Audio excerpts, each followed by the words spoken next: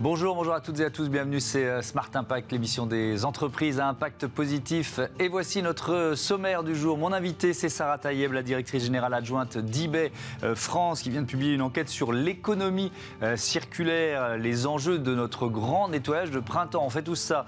Notre débat, il portera sur le développement des panneaux solaires sur terre et en mer. On verra quels sont les leviers de cette croissance et les freins au développement du photovoltaïque. Et puis dans notre rubrique Startup, vous découvrez Pure Électrique et ses trottinettes dernière génération, seconde main, énergie solaire, mobilité.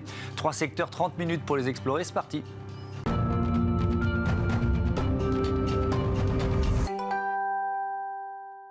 Bonjour Sarah Tayeb, bienvenue. Bonjour, merci. Vous êtes donc la directrice générale adjointe d'eBay France. eBay, c'est 138 millions d'utilisateurs dans le monde. Avec donc ce positionnement autour de la seconde main, ça date de quand? C'est quoi est-ce que c'est un virage stratégique en quelque sorte? Alors oui, eBay, 138 millions d'utilisateurs dans le monde, est connu depuis plus de 20 ans pour être un grand acteur de la seconde main. Mais pas seulement. En fait, à aujourd'hui, nous opérons un changement de plus grande importance. En fait, nous réalisons qu'il y a une urgence. On est dans un monde avec des ressources finies. Et donc, nous voulons aller plus loin, accompagner plus de changements et rendre accessible une consommation plus durable et plus équitable. Alors oui, il y a la possibilité d'acheter de seconde main. C'est vrai que le plus fort impact qu'on peut avoir, c'est de s'attaquer à ces fameux 80% d'impact carbone qu'ont la fabrication d'objets neufs. Or, eBay, c'est une place de marché. Nous ne portons pas de stock, nous ne sommes pas metteurs en marché, donc l'influence que nous pouvons avoir, c'est sur éviter cette fabrication d'objets neufs.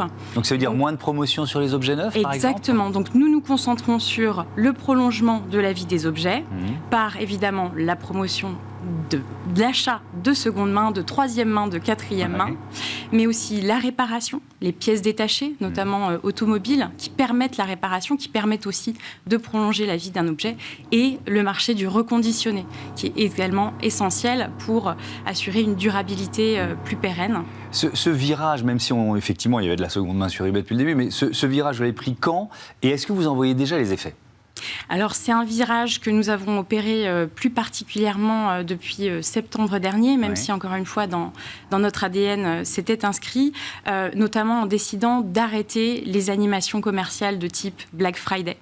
Donc, c'est vrai que c'est un changement éditorial que nous avons opéré sur notre page d'accueil du site, où nous n'animons plus, nous ne mettons plus en avant de produits neufs si ce ne sont pas, par exemple, des pièces détachées, encore une fois, pour de la réparation.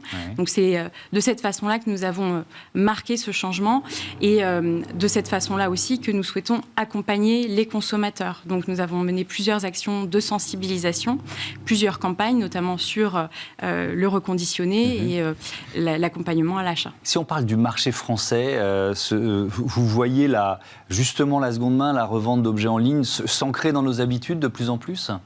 Oui, définitivement. Notre étude de Noël montrait qu'un Français sur deux envisageait un achat de cadeaux de seconde main. Donc, c'est un énorme changement. C'est une accélération, en fait, qu'on observe. C'était le premier, on a beaucoup dit ici, c'était un peu le premier Noël seconde main, quoi. Tout à fait. Et d'ailleurs, sur le site, on avait mis en avant uniquement des produits de seconde main.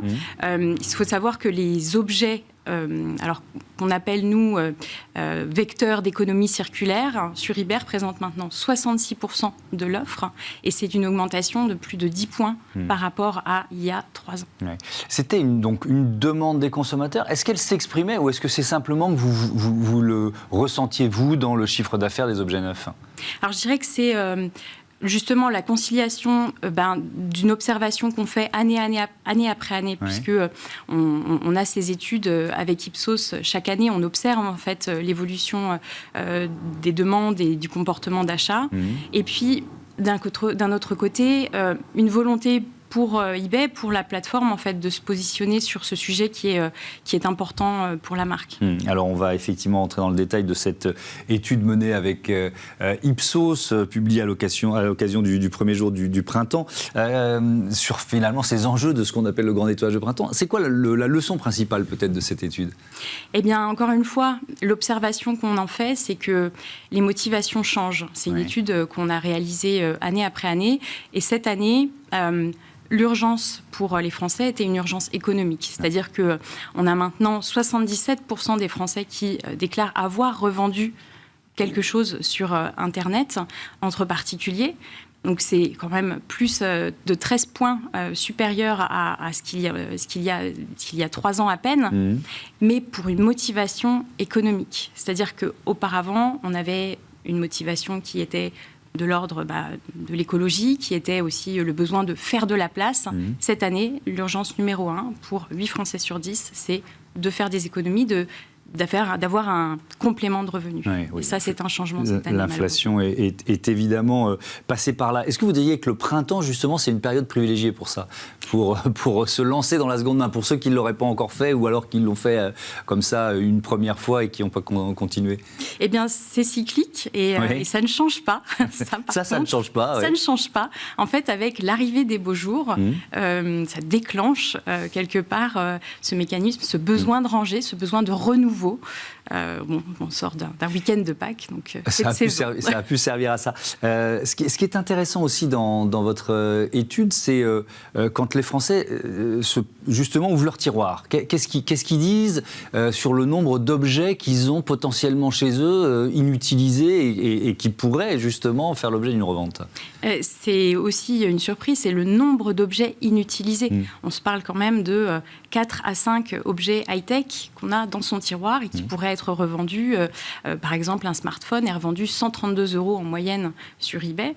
Donc il y a vraiment un potentiel dans les tiroirs. On a comptabilisé plus de 2 millions d'objets inutilisés en France qui pourraient, encore une fois, faire le bonheur d'autres personnes et qui prennent la poussière et la place dans les placards. C'est ça. Et alors, si on rentre un peu dans le détail, ça donne 120 millions de téléphones, 750 millions de jeux vidéo. Et puis alors, vous êtes même allé plus précisément vers les cartes Pokémon. Alors c'est moins ma génération et surtout celle de mes enfants, hein. Ils sont plus à l'âge des cartes Pokémon. 55 millions de cartes Pokémon et donc ça donne 2 millions d'objets au total qui dorment dans nos placards. C'est ce qu'on appelle la mine urbaine aussi, si on parle des produits high-tech. En fait, comme on est dans un monde fini, il va falloir se tourner vers ce qui dort dans nos placards, quoi. C'est dans nos tiroirs, c'est une obligation. Il y a des filières. Il y a des filières et puis c'est ce qu'on travaille avec le programme Reconditionné sur eBay. Il y a des reconditionneurs aujourd'hui qui sont intéressés par tous ces appareils qui dorment dans nos tiroirs et qui sont là justement pour les remettre en état de marche. Et aujourd'hui, les Français acceptent et veulent aller vers ce type d'achat. C'est quoi dans le détail ce programme Reconditionné ? Alors c'est un programme où nous sélectionnons les vendeurs qui participent pour leur qualité, la performance de leur profil vendeur sur eBay et puis sur la traçabilité évidemment des produits qui sont revendus. Et donc le consommateur peut acheter en toute confiance un objet reconditionné avec ses 2 ans de garantie et avec évidemment les retours et la livraison gratuite pour prévenir tout souci.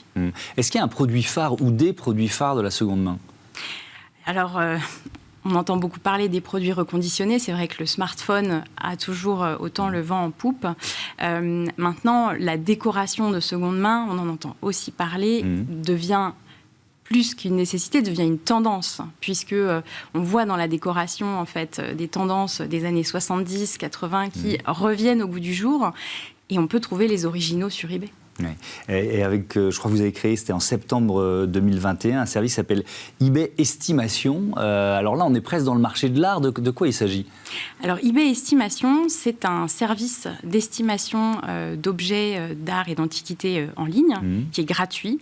Vous avez peut-être chez vous un tableau dont vous ne savez pas forcément la provenance, un héritage ou quelque chose qui est dans votre famille. Vous en prenez quelques photos, vous donnez les quelques indications que vous avez et des experts vont l'examiner et vont vous donner une fourchette de prix et un descriptif pour comprendre en fait si vous avez peut-être un trésor dans votre grenier.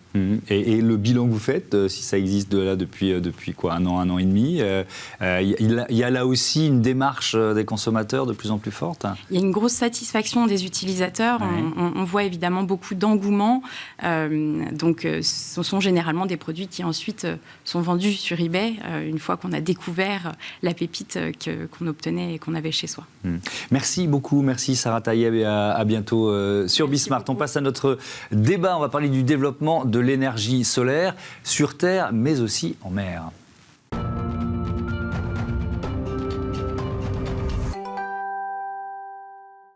C'est le débat de ce Smart Impact. On parle énergie solaire avec mes invités. Eva Vandès, bonjour. Bonjour. Bienvenue, vous êtes directrice des affaires publiques d'Amarenco, et Aurélien Croc, bonjour. Bonjour. Bienvenue à vous aussi, vous êtes le directeur général de Solar in Blue. On va commencer par une présentation de vos entreprises respectives. Amarenco, groupe franco-irlandais, c'est ça ? Tout à fait. Donc Amarenco, c'est un producteur d'énergie solaire à partir du photovoltaïque qui est né de la fusion d'un fonds d'investissement irlandais créé en 2013 qui a donc investi dans cette start-up française qui avait été créée en 2008.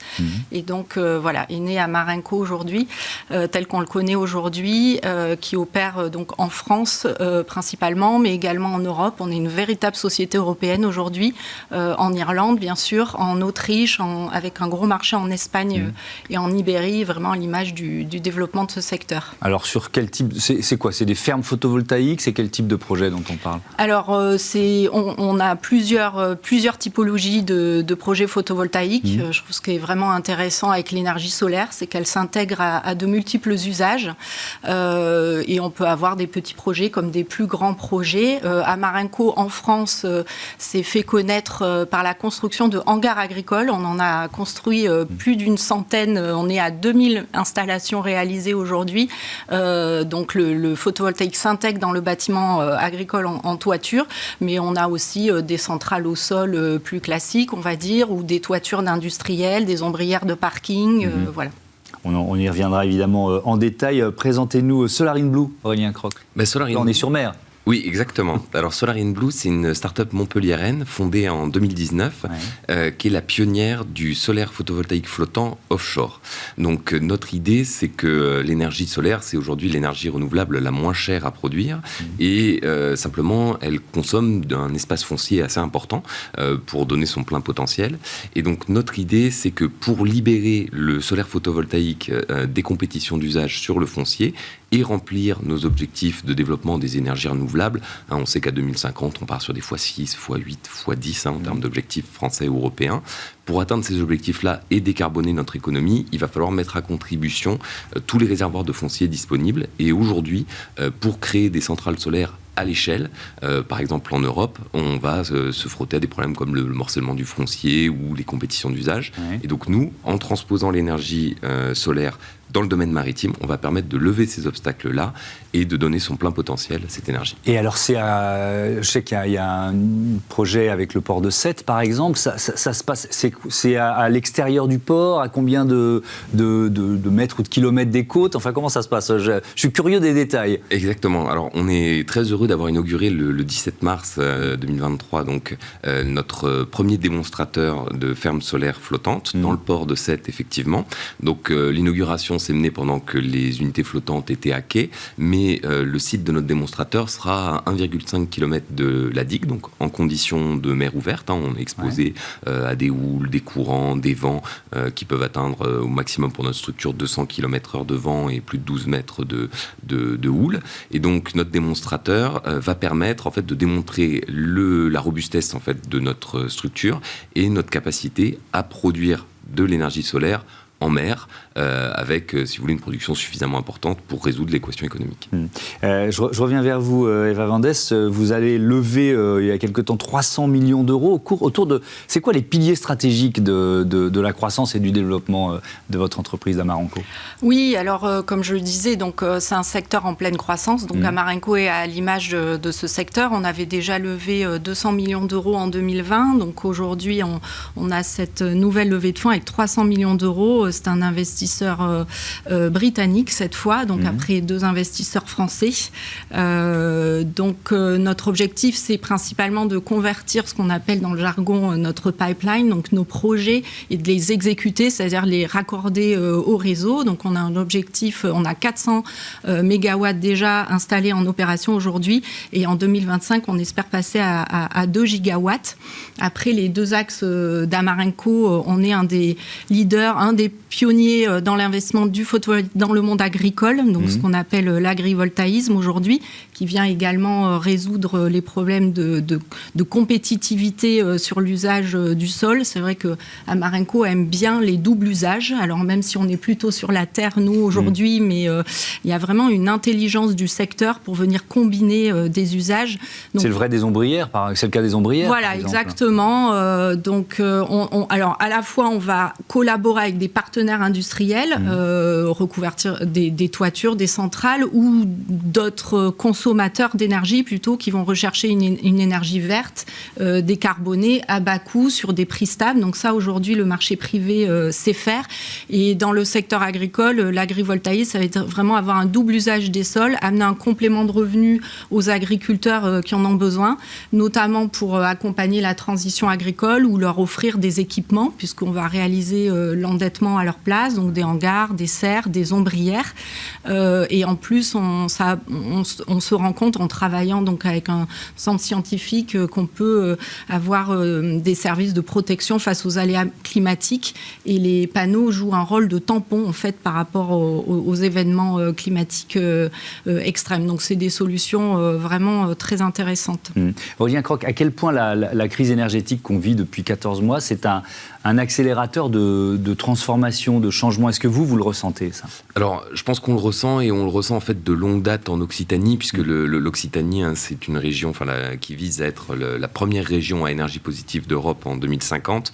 Et donc, dans ce sens-là, toute notre démarche, en fait, elle est vraiment intégrée dans la réflexion de la région Occitanie par rapport au développement des ENR. Donc, c'est l'un de vos partenaires, la région Occitanie. Exactement, voilà. Donc, c'est un de nos partenaires. C'est ce qui nous a permis, du coup, en échangeant, d'être mis en relation avec le port de Sète. Le port de Sète qui avait des objectifs assez importants de développement du photovoltaïque.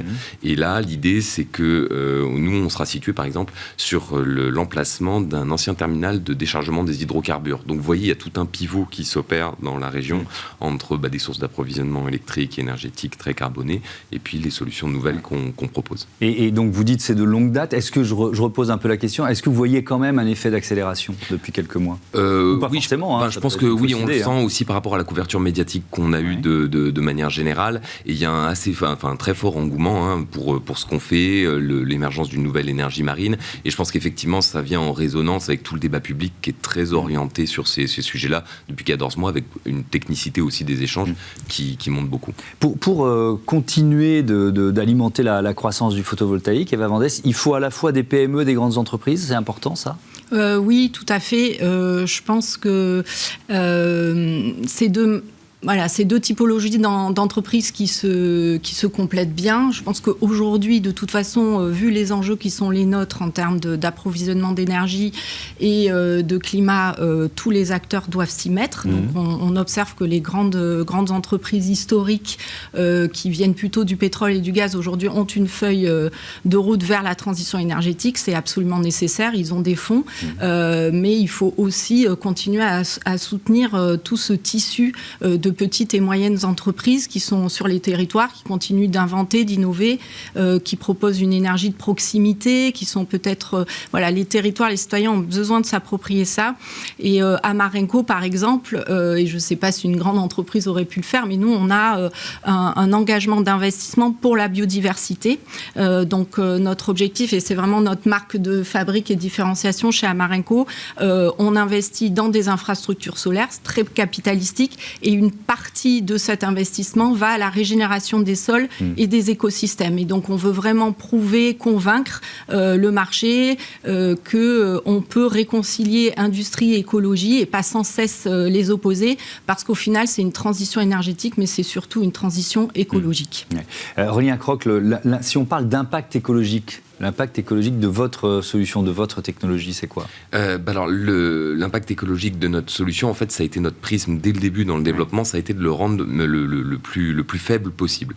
Donc, l'idée, c'est que pour notre démonstrateur et la création de la technologie, la première chose, ça a été d'utiliser les principes d'éco-conception et du coup, de s'appuyer sur des dispositifs dont on voulait qu'ils soient recyclables à plus de 90%. Donc, nous, aujourd'hui, on atteint presque 95, presque 100%, avec avec donc des flotteurs qui sont en plastique recyclé, de l'acier marine galvanisé pour la structure, avec une structure un petit peu tour Eiffel, donc à la fois robuste et très légère, donc si vous voulez sobre, et qui se recycle également très bien. Et les panneaux solaires, il faut le savoir aussi, en fait, sont des dispositifs qui se recyclent extrêmement bien, à plus de 92-95%. Voilà, donc ça c'est pour le flotteur proprement dit. Et ensuite, dans le lien avec l'écosystème, notre idée, ça a été surtout de laisser un maximum de lumière arriver jusqu'au système marin et à la surface de l'eau, aux écosystèmes marins et à la surface de l'eau. Et donc, nous, on transmet plus de 40% de l'irradiance reçue aux écosystèmes, ce qui nous permet d'avoir vraiment un impact minimal. Et en termes de technologie d'ancrage, il faut se dire qu'un ancrage chez nous, un point d'ancrage chez nous, c'est moins d'1 mètre carré. Voilà. Et qu'on observe qu'aujourd'hui, on parle de biofouling pour parler de la colonisation par les milieux vivants, par exemple, des lignes d'ancrage. Et donc ça, c'est aussi des choses qui, en fait, vont permettre de ramener de la vie supplémentaire quand notre dispositif est installé. Ouais, donc on est vraiment sur quelque chose d'assez vertueux. Si on parle maintenant, on va terminer là-dessus, plutôt des freins au développement du photovoltaïque. Je commence avec vous, Aurélien Croc, c'est quoi? Vous avez une région qui est derrière vous. Est-ce que vous avez le sentiment que les politiques publiques sont à la hauteur des enjeux aujourd'hui? Alors aujourd'hui, je pense qu'au niveau national, il y a vraiment un effort à faire pour accélérer le développement des projets. Aujourd'hui, développer un projet de solaire flottant à l'échelle, c'est quelque chose qui nous prend 3-4 ans. Il faudrait que ce soit beaucoup plus court et qu'on continue, si vous voulez, la dynamique d'études d'impact. Nous, on a fait une étude environnementale vraiment très précise, mais il faut réduire les cycles de développement et nous permettre de passer à l'échelle plus rapidement. Même si la loi est en train de changer pour justement accélérer les procédures, favoriser le développement des ENR? Oui, mais je pense qu'il faut garder à l'esprit que, par exemple, on était censé en 2023 atteindre 20 gigawatts de solaire, qu'on est à 13 aujourd'hui. Donc, vous voyez, il y a un gap énorme à combler et c'est pour ça qu'il faut accélérer. Eva Vendès, quel frein vous identifiez? Oui, en plus je suis juriste de formation, donc moi je me concentre beaucoup sur le cadre réglementaire. Je crois que c'est un cadre réglementaire qui jusque-là historiquement a été fait plutôt pour une ère carbonée, on va dire. Donc c'est un cadre réglementaire qu'il faut entièrement reconstruire et c'est pas simple, c'est complexe, c'est des sujets, c'est vrai, techniques. Je pense que aussi le solaire était jusque-là réservé, on va dire, à une niche d'experts passionnés du photovoltaïque. Aujourd'hui, c'est une énergie qui prend le devant de la scène et donc ça se démocratise, on l'a vu dans les débats de la loi d'accélération des renouvelables, donc pour le meilleur et pour le pire, j'ai envie de dire. Donc à la fois c'est bien que les territoires, tout un ensemble d'acteurs participent à ces projets, ça doit sortir du débat d'experts et en même temps il faut faire monter en puissance tout le monde, c'est des sujets complexes. Aujourd'hui on va demander à des élus, des maires de communes de faire une planification, de décider là où seront les projets, mais sur quelle base, sur quels critères. Donc, ont-ils les compétences techniques pour le faire? Si c'est des petites communes, c'est très compliqué. Voilà, évidemment. Donc aujourd'hui, effectivement, on est très en retard sur nos objectifs. Il faut absolument libérer. Moi, je pense aussi que là, je comprends qu'avec les crises multiples, l'État ait besoin de recentraliser, maîtriser. Mais je pense vraiment qu'on a un secteur privé avec différentes tailles d'entreprises qui est extrêmement intelligent et qu'il faut aussi faire confiance à ce marché. Merci beaucoup. Merci à tous les deux. À bientôt sur Bismart. On passe à notre rubrique Startup. On parle mobilité tout de suite.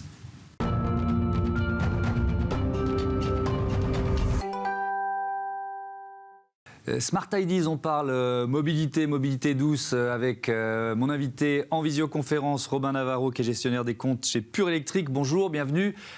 Pure Electric, entreprise britannique créée en 2018 par Adam Norris. Votre métier, c'est 100% trottinette? Racontez-nous.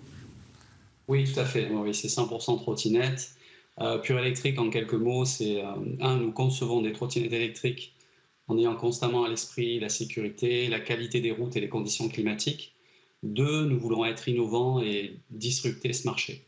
Donc, Adam Norris a recruté dans cet objectif près de 50 ingénieurs. Il a créé l'entreprise en 2018, vous l'avez dit, avec pour ambition de contribuer à améliorer notre état environnemental. Il est convaincu que les trottinettes électriques peuvent avoir un impact positif sur la planète et qu'elles peuvent jouer un rôle essentiel dans la réduction de notre dépendance à la voiture et la réduction de la pollution et des embouteillages dans les métropoles.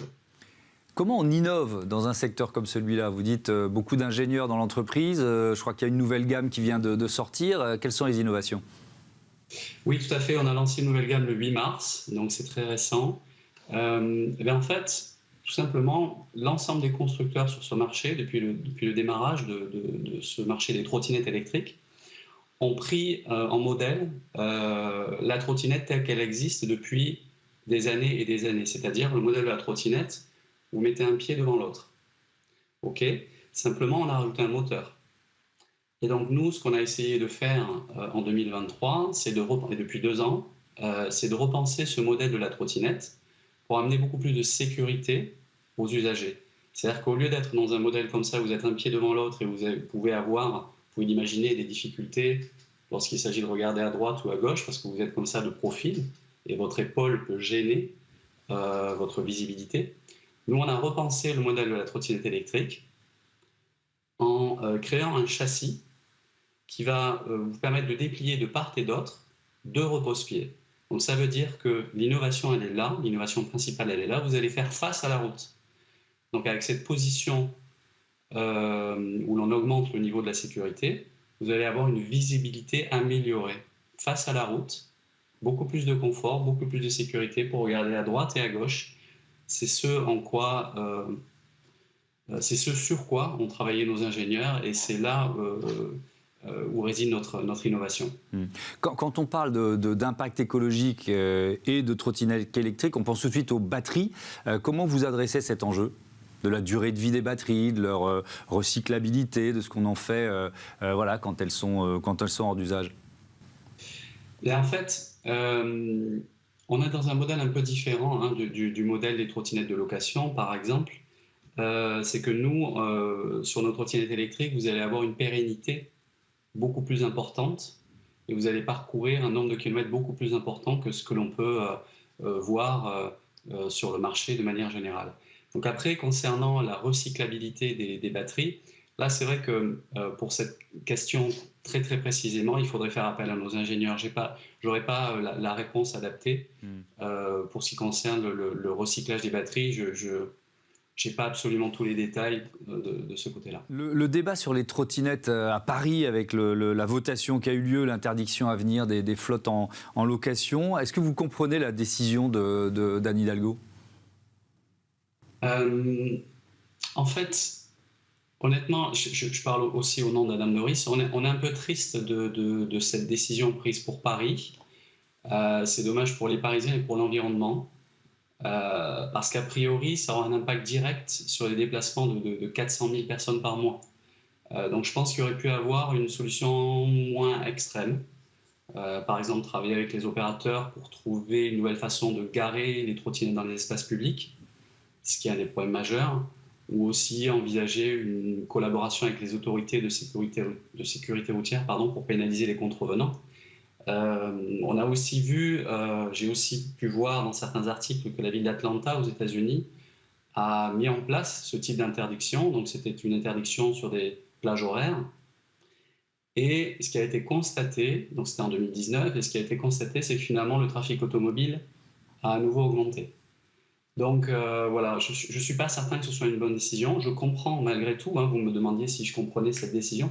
Je peux comprendre parce que la trottinette électrique, depuis le lancement et par rapport à tout ce qui a pu se passer, c'est-à-dire que les trottinettes étaient mal garées, c'est-à-dire qu'on a pu voir des usagers rouler trop vite, parfois sur les trottoirs. Donc voilà, par rapport à tout ce qui n'a pas été respecté, je pense que la trottinette électrique a une mauvaise image. Merci beaucoup. Pardon de vous interrompre, c'est la fin de cette interview. Merci beaucoup Robin Navarro. Bon vent à Pure Électrique et à bientôt sur Bismart. Voilà, c'est la fin de cette émission. Merci à toutes et à tous de votre fidélité à la chaîne des audacieuses et des audacieux. Salut.